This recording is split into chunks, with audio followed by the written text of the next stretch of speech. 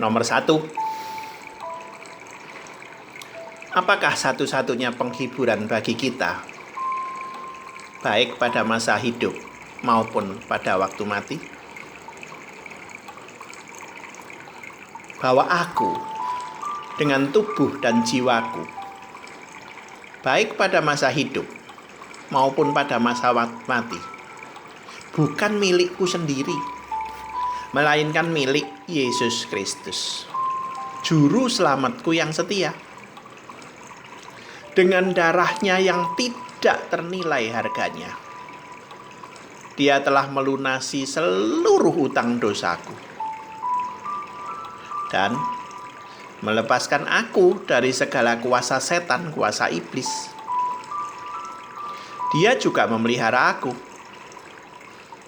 sehingga tidak sehelai rambut pun jatuh dari kepalaku di luar kehendak Bapa yang ada di surga. Bahkan, segala sesuatu harus berguna untuk keselamatanku.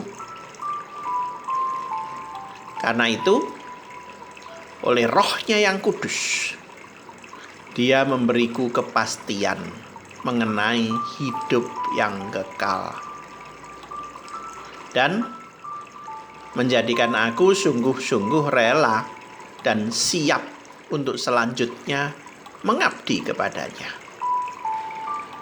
Pribadi kita, pribadiku, tubuh dan jiwaku adalah milik Allah. Pribadiku adalah rumah Allah, bait Roh Kudus yang dibayar lunas oleh Kristus Yesus. Jadi, pribadi kita milik Allah, baik pada saat hidup maupun mati. Berarti kita harus menghargai pribadi kita sendiri, pribadiku sendiri, sebagai orang percaya, maupun kita juga menghargai orang percaya lain yang adalah milik Allah, baik pada masa kecil, muda, dewasa, lanjut usia, sampai kematiannya. Tindakan Kristus bagi pribadi saya adalah diri pribadiku seutuhnya dibeli oleh Kristus. Iblis tidak kuasa sedikit pun atas pribadiku. Kristus berkuasa sekaligus melindungi kita secara detail, mulai ujung rambut sampai ujung kaki, termasuk hati kita, selama-lamanya.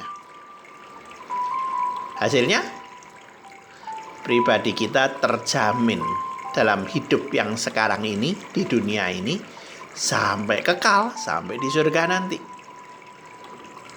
Kalau begitu, sudah seharusnya kan kita secara pribadi bekerja melayani Dia. Bukankah demikian? Mari kita bersandar hanya kepada Tuhan Yesus yang adalah Juru Selamat kita. Ada 3 pokok yang perlu aku ketahui supaya penghiburan ini utuh, penuh dalam hidupku, baik pada saat hidup dan mati dengan bahagia. Apa 3 pokok itu? Yang pertama, betapa besar dosa dan sengsaraku. Yang kedua, bagaimana aku dapat melepaskan diri dari semua dosa dan sengsaraku itu. Yang ketiga, bagaimana aku harus bersyukur kepada Allah atas kelepasan yang demikian. Jadi, sukacita sejati didapat ketika saya menyadari bahwa yang pertama, saya berdosa dan tidak punya kebenaran sedikit pun. sehingga tidak memungkinkan saya berkenan kepada Allah. Keduanya, saya terlepas dari dosa dan segala akibat dosa hanya dengan mengenal Tuhan Yesus Kristus. Karena itu yang ketiga, ya tentu saja saya harus bersyukur, berterima kasih kepada Allah. Dan harus hidup suci, hidup kudus, bersaksi, menceritakan tentang Tuhan Yesus. Harus hidup baik, hidup adil, hidup benar, memberitakan Injil sebagai imamat yang rajani, sebagai orang Kristen yang benar, yang mewakili diri saya berdoa kepada Tuhan. Nah, biarlah ini sungguh-sungguh membuat kita lebih bersyukur. Mengapa? Karena saya adalah milik Tuhan. Tapi lebih lanjut, apakah hidup di dunia itu enak? Apakah ada sengsara? Sebenarnya, dari mana kita mengetahui bahwa kita itu sengsara sebenarnya? Kebahagiaan kita, sukacita kita kecil. Sengsaranya rasanya lebih banyak. Dari hukum Taurat, kita tahu bahwa setiap orang itu sengsara, berdosa. Saya tahu bahwa diri saya menderita akibat dosa saya pribadi. Tidak ada orang yang tidak berdosa. Mulai lahir sampai tua terus menabung dosa. Dosa itu saya mengerti setelah saya membaca hukum Taurat Allah. Karena di dalamnya saya tahu apa yang harus saya lakukan dan apa yang tidak boleh dilakukan. Saya tahu juga bahwa saya cenderung melakukan apa yang tidak boleh dilakukan. Sedangkan saya juga tidak berdaya mengubah dosa dan sengsara saya dengan kekuatan saya sendiri, mengubah menjadi sukacita sejati. Nah, itulah sengsara saya. Karena itu, satu-satunya jalan, saya harus bersandar kepada orang yang bisa membereskan dosa saya. Siapa itu? Cuma satu, tidak ada orang lain. Bukan agama di sini, tetapi pribadi Yesus Kristus, Isa Al-Masih, Yosua HaMasyiah.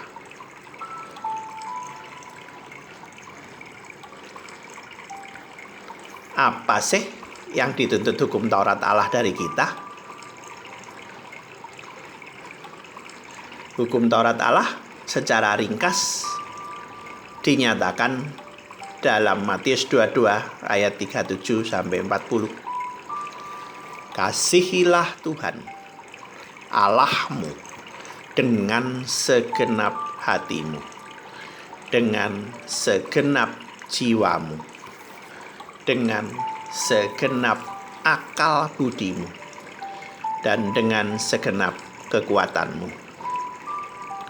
Itulah hukum yang terutama dan yang pertama. Dan hukum yang kedua, yang sama dengan itu ialah kasihilah sesamamu manusia seperti dirimu sendiri. Pada kedua hukum ini tergantung seluruh hukum Taurat dan kitab para nabi. Jadi yang dituntut hukum Allah dari saya ialah sempurna. Yang berarti mengasihi Allah dalam arti memprioritaskan Allah dalam segala hal dengan seutuh diri saya, tubuh, jiwa, roh saya. Jadi, setiap apapun yang saya lakukan, saya ucapkan, saya pikirkan, haruslah punya tujuan untuk menyenangkan hati Allah. Dan ini harus dimulai sejak saya hidup sampai akhir hidup saya.